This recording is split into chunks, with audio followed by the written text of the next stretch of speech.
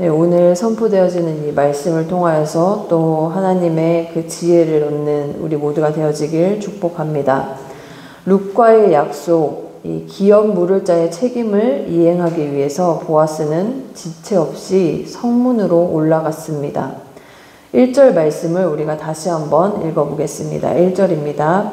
보아스가 성문으로 올라가서 거기 앉아 있더니 마침 보아스가 말하던 기업 물을 자가 지나가는지라. 보아스가 그에게 이르되 아무개여 이리로 와서 앉으라 하니 그가 와서 앉으매. 당시 이 성문은 재판의 장소로 사용되었는데 보아스는 그곳에서 이제 기업 물을 자로서의 합법한 절차를 밟으려 하고 있습니다.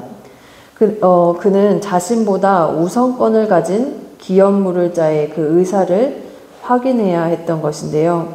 보아스가 그보다 앞설 수는 없었기 때문입니다. 그런데 너무도 중요해 보이는 그 한 사람, 기업 물을 자, 우선권이 있는 사람의 이름을 살펴보니 룻기는 밝히고 있지 않고 있습니다. 보아스는 그를 아무개여라고 부르고 있어요.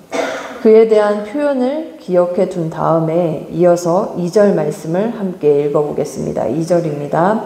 보아스가 그 성읍 장로 10명을 청하여 이르되 당신들은 여기 앉으라 하니 그들이 앉으매. 보아스는 성읍의 장로들을 초청하였습니다. 그들은 앞으로 이제 보아스가 할 행동의 증인이 되어줄 것인데요. 그러기 위해서 이제 한 자리에 다 모였고, 이 성문이라는 곳은 이제 다 보일 수 있는, 모두가 볼 수 있는 그런 장소인데 거기에 한데 모여 있는 것입니다.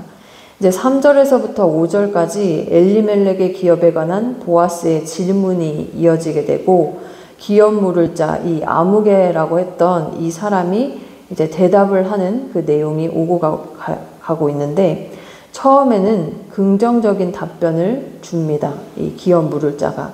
그런데 다음으로 이어지는 질문에 곧바로 거절을 하는 모습을 발견하게 돼요. 6절에서 그가 거절했던 최종적인 이유가 나옵니다. 제가 그 6절을 읽어볼게요. 그 기업 물을 자가 이르되 나는 내 기업에 손해가 있을까 하여 나를 위하여 물으지 못하나니. 그의 기준은 철저히 자신의 유익에 있었습니다. 첫 질문이 땅이었거든요. 그 나오미가 소유한 그 땅을 팔려고 할 때 그것을 사겠는가라고 했을 때 오케이를 했어요. 땅만을 생각했을 때는 자신의 재산이 확장되는 것이었지만 그 다음 질문, 이제 그 땅을 사면 룻도 함께 이제 그 결혼을 하여서 그 자손을 그 죽은 자의 이름을 세우는 데에 사용해야 한다라는 그 질문이었는데 거기에 그 룻이라는 조건이 붙자 감당하지 못하고 거절을 합니다. 자신의 기업이 아닌 5절에서 말하는 죽은 자의 기업을 그의 이름으로 세우는 일에 손해가 뒤따랐기 때문인데요. 아무리 이리저리 계산기를 두드려 보아도 자신에게 좋을 것이 없어 보였습니다. 그래서 그는 신발까지 벗는 그러한 행동을 보이고 있어요.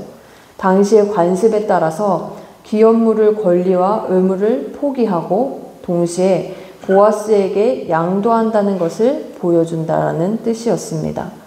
이 행동은 그 일을 확정한다는 의미를 넘어서 또 더 이상 이제 바꿀 수 없다. 땅 이렇게 법률적으로 완결시킨다는 그 뜻을 가지고도 있습니다.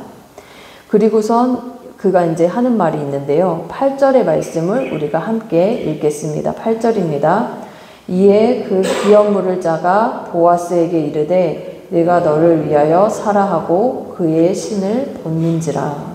이게 한 번 더 이렇게 강조가 되어서 나오는데 본인이 손해를 볼까 싶어서 그 일을 강하게 거절했던 사람의 말이 너무나 재미가 있습니다.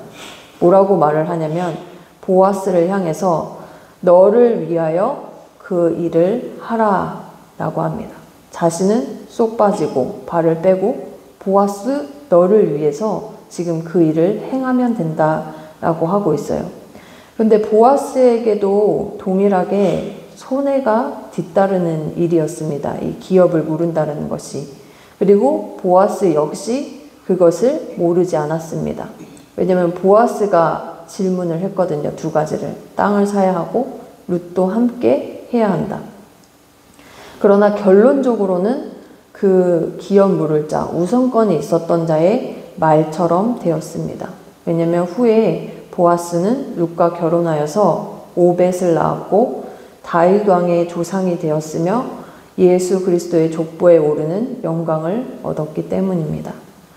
기업 물을 자의 우선권을 받았던 그 사람, 너무나 중요해 보였던 그 사람의 이름은 아무개로밖에 기록되지 못했습니다. 보아스가 자신의 이름을 남기려고 사실 그 일을 감당했던 것은 아니었지만 그의 희생이, 그 손해를 감수함이 씨앗이 되어서 자신의 이름도 하나님이 기억하시는 이름이 되었습니다. 이 말씀을 읽으면서 우리가 이 땅을 살면서 어떻게 살 것인지에 대한 도전을 받습니다. 자신의 유익을 구했던 아무개로 살 것인지, 희생을 감수했지만 끝내 하나님의 역사에 참여했던 보아스로 살 것인지 결단하길 소망합니다. 아무개는 자신의 기업이 손해가 되지 않도록 이렇게 지켰는지는 몰라도 거기서 그의 이야기는 멈추어 버렸습니다. 끝나버렸습니다. 그 이후에 그의 삶이 어떠했는지를 우리는 알 수가 없어요. 어쩌면 보아스가 잊혀질 이름이었습니다. 기업을 물을 두 번째 사람이었고 그 이름으로 그냥 끝나버렸을 그러한 인생이었을지도 모릅니다. 그러나 자신의 기업보다 자신만을 생각하지 않고 기업을 물을 의무와 책임을 다했던 그의 이름이 기억되었습니다. 우리의 걸음이 세상이 보기에 유익한 것을 따르는데 빠르지 않기를 원합니다. 무엇이 진짜 손해인지를 오늘 하루 깨닫는 우리 모두 되길 소망합니다. 한 가지 더 기억해야 할 것은 이 보아스의 모습에서 우리는 예수 그리스도를 보아야 합니다.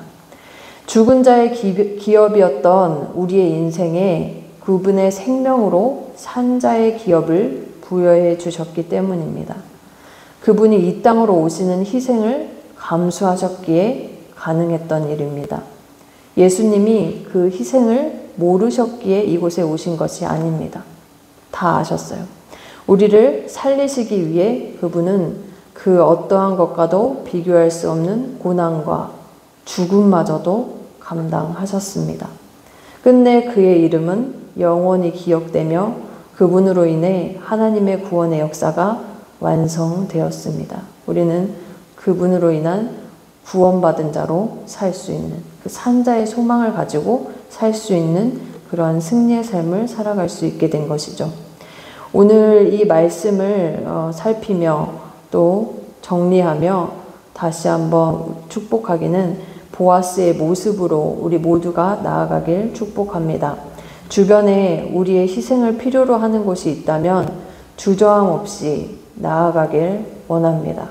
나의 소유, 나의 것, 내가 손해보는 것, 이것을 생각하기에 앞서 그를, 당신을 향한 그 움직임이 우리에게 있는 오늘 하루가 되기를 소망합니다. 끝내 나아간 그곳에서 그 사람을 통해서 또 하나님의 역사에 참여하여 하나님께 기억되는 이름으로 살아가는 우리 모두 되길 기도합니다.